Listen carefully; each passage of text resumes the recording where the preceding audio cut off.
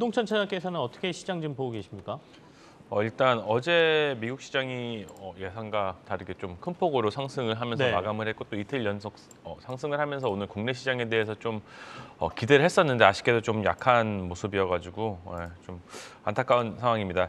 일단 저희가 최근에 주가가 하락을 하고 급락을 할 때 왜 하락을 하는지 좀 생각을 해볼 필요가 있는데 지금 어떻게 보면은 주가가 하락하는 부분은 거래량 감소에서 좀 많이 비롯됐다고 생각을 하거든요. 네네. 기업 실적이 뭐 좀 부진한 것도 나오고 소비 불안, 경기 침체 우려까지 이제 가뜩이나 위축된 투자 심리가 이렇게 공포 심리로 전환이 되면서 주가의 급락이 이루어졌다고 생각을 하고 있습니다.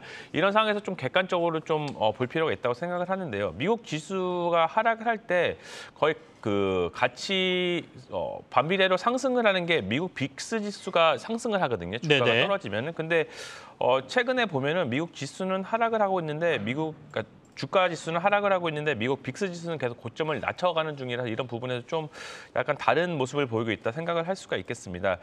지금 6월 달에 FOMC에서 자이언트 스텝에 대한 확률이 예전에 꽤 높았는데 지금은 거의 뭐 10% 미만으로 보고 있고요. 네. 7월 달에도 20%가 안 될 20%를 하회하는 등 지금 통화 정책에 대한 부담에 대한 건 좀 진정세가 지금 증가하고 있다고 보고 있습니다. 이런 부분에서 봤을 때 심리가 조금만 안도를 하는 상황에서는 기술적 반등이나 안도 랠리가 전개가 가능하다고 생각을 하기 때문에 이런 변동성을 활용한 비중 확대 전략이 좀 유효하다고 생각을 하고요. 비중 확대 전략에서 좀 그중에서도 좀 대형주 위주로 좀 가격이 좀 싼 대형주 위주를 담을 수 있는 전략이 가장 좀 유효하지 않는가 생각을 하고 있고요. 좀 변동성이 계속 클 거기 때문에 어떻게 보면은 좀 버티는 전략, 그게 굉장히 중요하다고 생각을 하거든요. 좀 강한 마음을 먹고 버티는 전략으로 좀 하셨으면 좋겠습니다. 맥스트란 종목이 AR, VR 글라스 관련 종목으로 잘 알려져 있는데 애플이 하반기에 관련 제품을 출시한다고 밝히면서 그 기대감이 이 기업에 투영됐고 이틀 전 상한가를 기록한 후 3거래일째 상승세를 이어가고 있습니다. 방금 전 VI가 걸리기도 했고 또 오늘도 급등세를 연출하고 있는데요. 이 종목을 이끌면서 메타버스 관련주들도 다시 훈풍이 불어올 수 있을지 궁금한데 김동철 차장님은 어떻게 생각하시나요?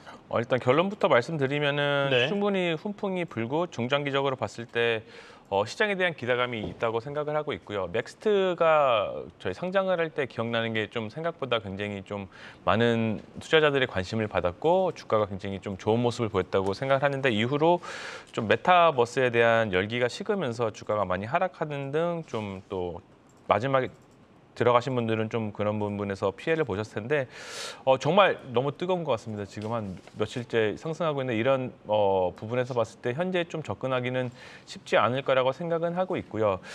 저는 뭐 메타버스를 좀 단기적으로 뉴스가 나왔을 때 뭐 쫓아가는 것도 어떻게 보면 단기 트레이딩 영역에서 가능할 수도 있겠지만 좀 쉽지 않다고 생각을 하고 이 메타버스의 중장기적 시장에 대한 상승 기대감, 확장의 기대감을 좀 보셨으면 좋겠습니다. 맥스트 말고서도 뭐 예전에 메타버스 하면은 가장 대표적으로 자이언트 스텝도 있을 수 있고요. 그리고 뭐 위직 스튜디오 등 많은 기업들이 메타버스를 대표하고 있는데요. 지금 어떻게 보면은 메타버스 같은 경우는 뭐 애플이 이번에 AR, 뭐 VR 기기를 난다고 하면서 네. 어떻게 보면은 지금 아이폰 14에 연관된 아니면 애플카에 연관된 종목들이 단기적으로 급등을 하는 것처럼 지금 단기적으로 급등이 있을 수 있다고도 생각을 하나 어떻게 보면 이 뉴스가 실제적으로 언제 어떻게 나올지는 아무도 모르기 때문에 이런 부분에서 좀 베팅을 하면서 투자하는 건 좀 어렵다고 보고 있고요. 그 외에 저는 약간 이 그 메타버스 관련주들이 가지고 있는 사업 부분에 대해서 좀 열심히 좀 보신 다음에 어떤 부분에서 어떻게 정말 매출을 정말 실적을 낼 수 있는 현실적으로 가능한 기업에 대해서 좀 더 집중하시면 어떨까 좀 말씀을 드리고 싶습니다. 시장은 지금 0.35% 코스피 빠지고 있는데 하이닉스의 낙폭이 좀 커 보이거든요. 김동찬 차장하고 하이닉스에 특별한 이유가 있는지 좀 점검해 보겠습니다. 뭐 제가 아직까지 찾은 특별한 이유는 네. 뭐 보이진 않는데요. 아까 제가 초반에 시장에 대해서 말씀을 드릴 때 지금 시장은 버티는 시장이라고 말씀드렸던 것처럼 이렇게 갑자기 하이닉스가 2% 이상 빠진다고 하더라도 뭐 일단 제가 말씀드리고 싶은 거는 패닉하지 마시고 오늘 하루만 있는 장이 아니니까 좀 중장기적으로 계속 보셨으면 하고 있고요. 하이닉스 같은 경우는 지금 D램이랑 낸드 쪽 둘 다 사업을 영위하고 있는데 이 D램 가격이 계속 지금 하락하면서 하이닉스가 주가가 좀 힘을 못 쓰고 있거든요. 지금 많은 전문가들이 예상을 했을 때는 2분기부터 가격이 좀 턴어라운드 될 것이고 하반기부터 D램의 업사이클이 진입이 예상되기 때문에 이런 부분에서 하이닉스 같은 경우는 하반기에 굉장히 좋을 것이다. 플러스 알파로 생각했을 때 낸드 플래시 같은 경우는 지금까지 분위기는 좋으나 실적이 그렇게 크게 나아진 않거든요. 아직까지 적자 쪽에 있는데 낸드 플래시 또한 3분기부터는 좀 흑자 전환을 해가지고 4분기에는 10% 이상 이익이 증가할 거라고 지금 좀 많은 전문가들이 보고 있기 때문에 하이닉스 같은 경우는 전반기는 어떻게 보면은 좀 눌림목 구간이 있을 수밖에 없는 상황이라고 생각을 했고 좀 하반기에 많은 기대감을 갖고 베팅을 하시는 분들이 많았거든요. 그렇기 때문에 아직까지는 좀 시간이 있다고 생각을 하고 있고요. 특히나 낸드 플래시 같은 경우는 인텔 낸드 플래시, 그러니까 낸드 플래시 같은 경우는 하이닉스에서 인텔의 낸드 플래시 사업부를 인수를 하면서 영업이익이 대폭 상향될 전망이 있기 때문에 이런 부분에서 네. 좀 어떻게 보면은 기대감이 아주 크기 때문에 계속 이런 부분에 좀 연연하지 마시고 좀 버티는 전략. 하이닉스도 분명히 버티는 게 필요하다고 생각하거든요. 이런 부분에서 보셨으면 좋겠습니다. 김동천 차장께서도 최근에 바이오 섹터를 좀 눈여겨보신다고 제가 얘기를 들었거든요. 어떤 견해를 가지고 계십니까? 일단 바이오, 그러니까 코로나 이전까지만 해도 바이오라고 하면은 이제 네. 어떻게 보면 신약 개발이 중점이었는데 코로나가 시작되면서 이제 진단 키트라든지 코로나 관련 굉장히 CMO 이런 쪽들 바이오 위주로 시장이 돌았단 말이죠. 이제 최근에 보면은 제약 바이오 리포트가 굉장히 많이 발행을 하고 있습니다. 또 네네. 이런 발행을 하는 리포트 중에서 대부분 보면 신약 개발 쪽에 굉장히 좀 집중이 맞춰져 있거든요. 투자자들의 관심이 이제 코로나 관련주에서부터 이제 신약 개발로 다시 좀 돌아가고 있는 트렌드라고 좀 생각을 하고 있고요.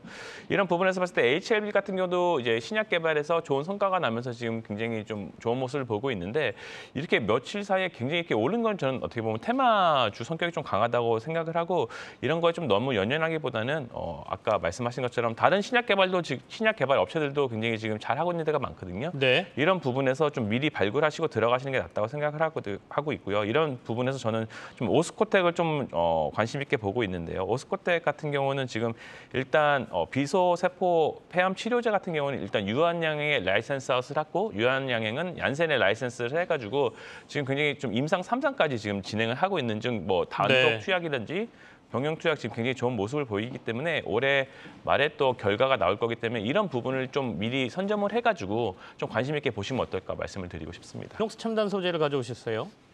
네, 이녹스 첨단 소재는 OLED 소재를 디스플레이, 그러니까 핸드폰이나 아니면 TV에 네. 납품하는 OLED 소재 업체인데요. 이 업체가 실제적으로 보면은 이 디스플레이 업종은 계절적으로 좀 영향을 받기 때문에 핸드폰 같은 부분은 좀 신제품이 좀 하반기에 좀 많이 출시되어 있는 경향이 있어가지고 이런 종목들은 좀 상반기에는 좀 약간 눌림목 구간에 있고 주가가 좋지 않거든요. 실적이 좋지 않기 때문에. 근데 지금 보면은 이제 하반기에 기대감이 좀 굉장히 많습니다. 일단 아이폰 14가 곧 하반기에 출시될 예정이고 이번에 OLED 패널 주문량이 한 1.5억대 수준을 전망하고 있기 때문에 이런 부분에서 좀 이녹스 첨단 소재가 좋을 것으로 예상을 하고 있고요. 네. 최근에 계절적 비수기에도 불구하고 1분기 실적이 컨센보다 좋았거든요. 이 이유를 보자면은 핸드폰뿐만 아니라 OLED TV 측면에서도 굉장히 좀 수요 증가로 인해서 높은 가동률을 유지하면서 영업이익률이